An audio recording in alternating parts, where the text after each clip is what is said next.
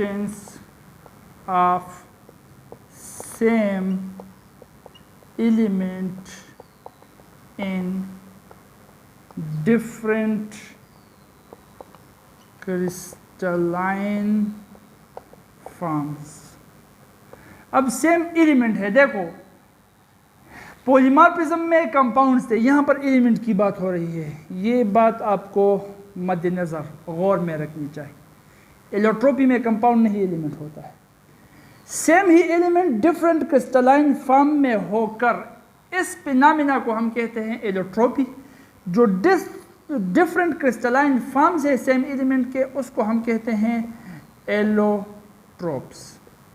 ठीक है, for example के साथ समझते हैं। सल्फर जो है, एक तो ये क्रिस्टलाइन फॉर्म में भी हो सकता है और दूसरा ये एमआरपीएस फॉर्म में भी हो सकता है। एमआरपीएस फॉर्म में ये प्लास्टिक की शक्ल में हो सकता है, ठीक, जिसका कोई ज्योमेट्रिकल शेप नहीं है क्योंकि एमआरपीएस है। क्रिस्टलाइन फॉर्म में होकर ये रोम्बिक भी हो सकता है और मोनोक्लिनिक भी हो सकता है। तो अब देखो, सेम ही एलिमेंट के दो डिफरेंट क्रिस्टलाइन फॉर्म्स है, सेम ही एलिमेंट के दो डिफरेंट क्रिस्टलाइन फॉर्म्स हैं।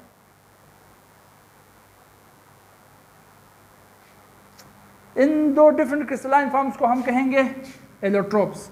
इस फिनोमेना को हम कहते हैं एलोट्रोपी। अच्छा, आपके किताब के अंदर ये भी दिया गया है कि ज़रूरी नहीं है कि क्रिस्टलाइन फॉर्म हो, सिर्फ फॉर्म भी आप कह सकते हो। इसका मतलब ये कहना चाहते हैं कि ये भी आप एलोट्रोपी में शामिल कर सकते हो।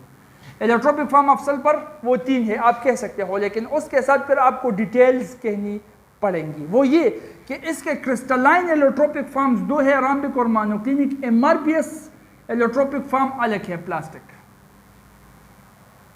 ठीक है, तो चलेंगे दोनों ठीक है।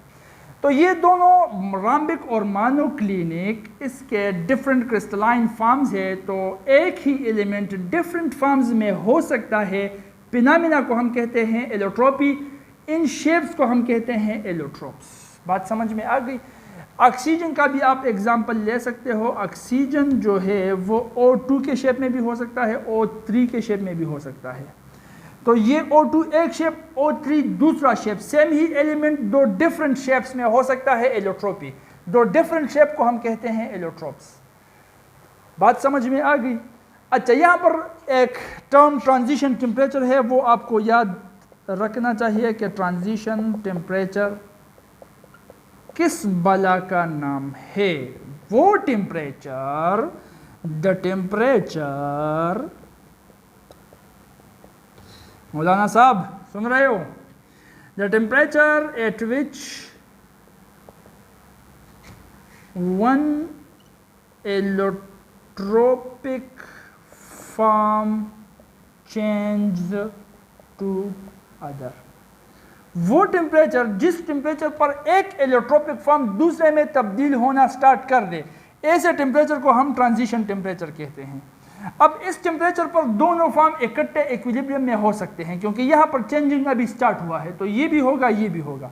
तो जिस टेम्परेचर पर दोनों फॉर्म्स इकट्ठे हो सकते हैं उसको हम ट्रांजिशन टेम्परेचर कहते हैं। ये भी आप तारीफ कर सकते हो, और ये भी कर सकते हो कि the temperature at which one allotropic form changes to other.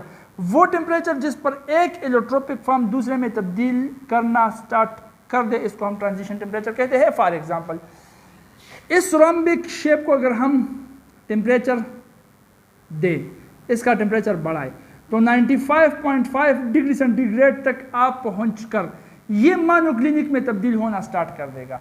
तो रोम्बिक जिस टेम्परेचर पर मोनोक्लिनिक में तब्दील होना स्टार्ट कर दे, उस टेम्परेचर को हम ट्रांजिशन टेम्परेचर कहेंगे। मतलब सल्फर के लिए ट्रांजिशन टेम्परेचर है 95.5 डिग्री सेंटीग्रेड।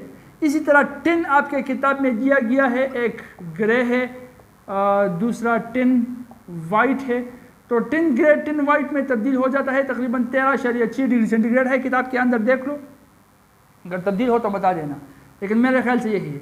तो ये 13.6 डिग्री सेंटीग्रेड इसके लिए ट्रांजिशन टेम्परेचर है। 95.5 डिग्री सेंटीग्रेड इन दोनों के लिए ट्रांजिशन टेम्परेचर है। ये वो टेम्परेचर है जिस टेम्परेचर पर एक इलेक्ट्रोपिक फॉर्म दूसरे इलेक्ट्रोपिक फॉर्म में तब्दील होना स्टार्ट कर दे। बात समझ में आ गई? तो ये ट्रांजिशन टेम्परेचर है। ये हमने पूरी कर ली प्रॉपर्टीज़ ऑफ क्रिस्टलाइन सब्सटेंसेस, पूरी आप अपने साथ नोट कर चुके हो। पूरी प्रॉपर्टीज़ को एक बार पढ़ लो, रिवाइज कर लो। जिस पॉइंट पर मुश्किल आपको दरपेश आ रहा हो तो वो पूछ लेना, और उसके बाद फिर हम पढ़ेंगे इंशाअल्लाह क्रिस्टल लेटर्स। ठीक है।